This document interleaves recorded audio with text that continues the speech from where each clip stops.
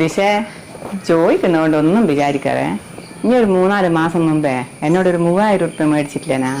എനിക്കൊരു അത്യാവശ്യമുള്ളതുകൊണ്ടാ. അതിപ്പം കിട്ടിയ എനിക്ക് വലിയ ഉപകാരമായി. ഏത്? ഇനി ഏതോ ഒരു ജോലിൻ്റെ ഇന്റർവ്യൂവിന് പോകാമെന്ന് പറഞ്ഞാൽ മേടിച്ച്. ഒരാഴ്ച കൊണ്ട് തരാമെന്നാണ് പറഞ്ഞത്. ഓ, അത് ഞാൻ നിങ്ങളെ മോന്റെ ഗൂഗിൾ പേയിൽ അയച്ചു തരാം. കമലടുത്ത് പോയിക്കോ. ആ ശരി മോളെ. അതായത് ദിശേ അത് നമ്മൾ കമലെടുത്തിയാ.